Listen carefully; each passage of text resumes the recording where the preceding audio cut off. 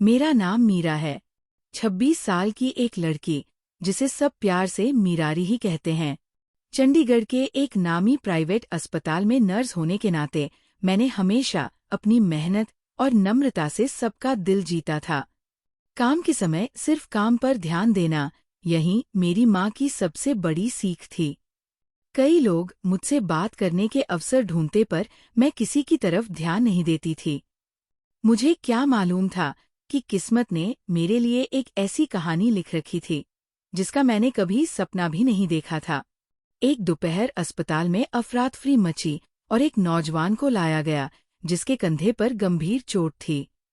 Senior doctor ने मुझे बुलाया। मीरा, पहले इस मरीज को देखो, इनकी देखभाल जरूरी है। जैसे ही मैं उसके पास गई, उसने अपनी नजरें मुझ पर टिका दी। उसकी आंखों में एक अजीब सी कशिश थी, जिसने मुझे एक पल के लिए वही रोक दिया। वह बस मुझे ही देख रहा था। मैंने उसका ध्यान खींचते हुए कहा, सर, पहले इलाज करवा लें। आपको बहुत दर्द हो रहा होगा। उसने अपना कंधा मेरी तरफ किया। मैंने जैसे ही उसके हाथ को सहारा दिया, वह बोला, अब दर्द नहीं हो रहा, आपके छूने से ही आराम मिल गया। उसकी इस बात से मैं चौंक गई, पर मैंने मुस्कुराकर उसका इलाज किया और पट्टी बांध दी। अपना काम खत्म करके मैं दूसरे मरीजों को देखने चली गई, पर सारा दिन उसकी गहरी आंखें मेरे ज़हन में घूमती रही।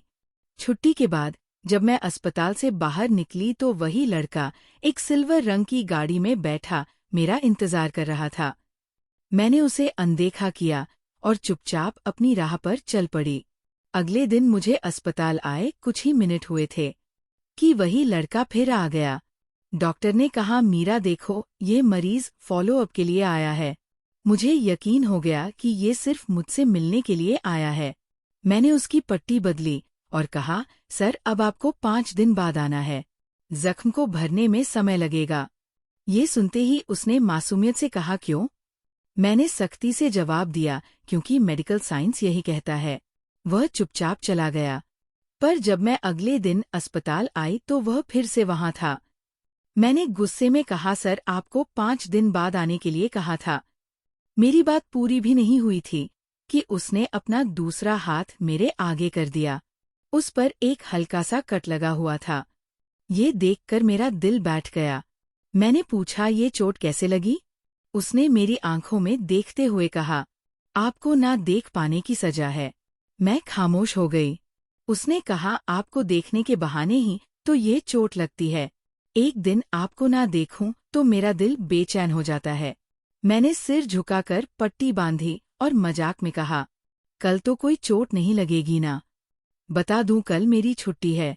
उसने मेरी बात काटते हुए कहा, प्लीज ऐसा मत करना। अब ये चोट तो रोज लगेगी जब तक मेरी सांस चलेगी। मैंने कहा, सर, खुद को तकलीफ देना ठीक नहीं है। वह बोला, अगर आपको इतनी ही फिक्र है तो अपना नंबर दे दीजिए। रोज बस मोबाइल पर आपकी आवाज सुन लूंगा, वरना मैं यहाँ ऐसे ही आता रहूंगा।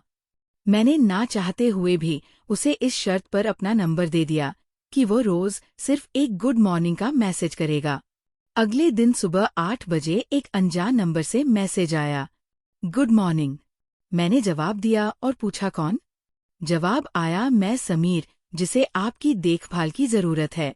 कुछ दिनों तक वह रोज सुबह मैसेज करता।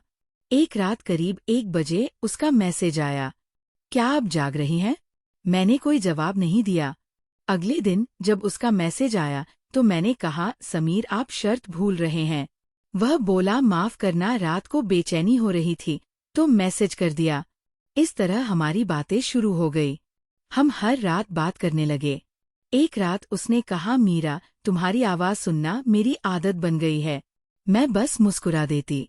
एक रात उसने कहा, मीरा, क्या मैं तुम्हें अपना सबसे पसंदीदा गाना सुना सकता हूँ?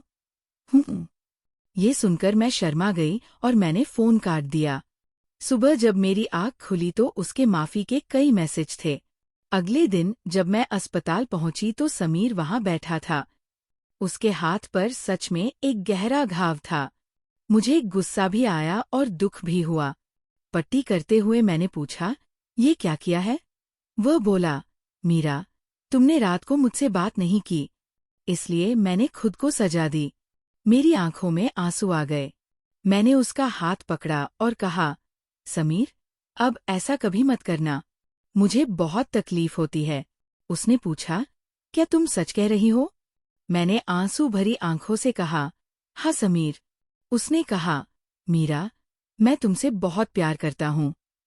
मैंने कहा, मैं भी तुमसे बहुत प्यार करती हूँ समीर। एक दिन जब मैं अस्पताल से निकली तो समीर कार में मेरा इंतजार कर रहा था।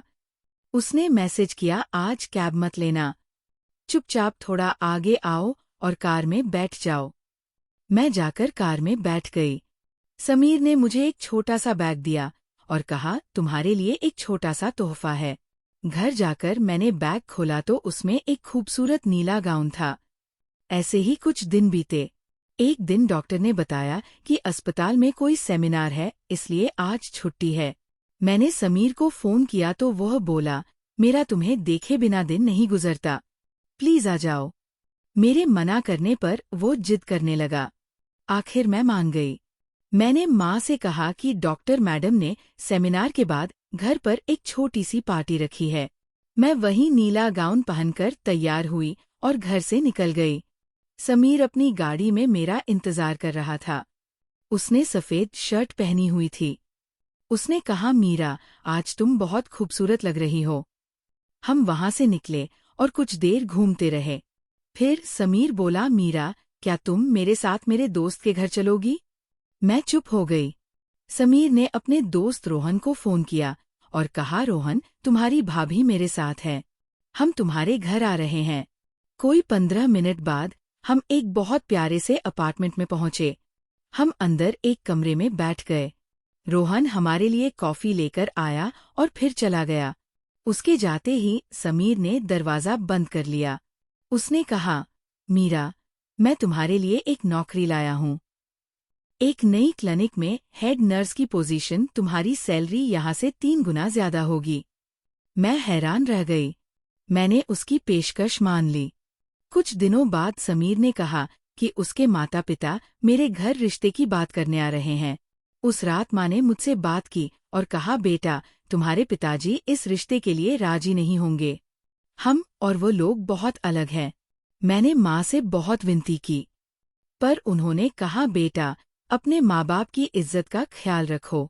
मैंने रोते हुए समीर को फोन किया और कहा, समीर, मैं तुमसे बहुत प्यार करती हूँ, पर मैं तुम्हारे साथ नहीं रह सकती। मेरे माता पिता राजी नहीं हैं। समीर ने मुझे समझाने की कोशिश की, पर मैंने कहा, ये मेरा आखिरी फैसला है और फोन रख दिया।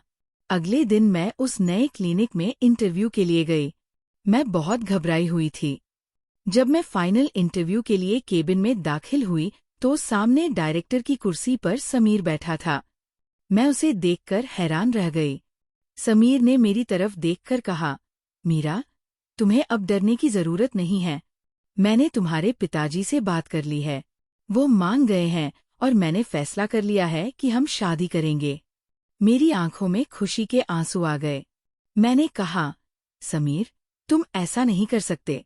उसने कहा, तुम्हारे माता पिता की इज्जत का ख्याल मैंने भी रखा है और अब मैं हमारी मोहब्बत के लिए कुछ भी करूंगा। अब तुम सिर्फ मेरी हो। मैंने मुस्कुराते हुए कहा, समीर, मैं भी तुम्हारी हूँ। उस दिन के बाद हमारे परिवारों ने हमें आशीर्वाद दिया। समीर और मैंने शादी कर ली और खुशी खुशी रहने लगे। आज हमारी एक प्यारी सी बेटी है जिसका नाम हमने आन्या रखा है।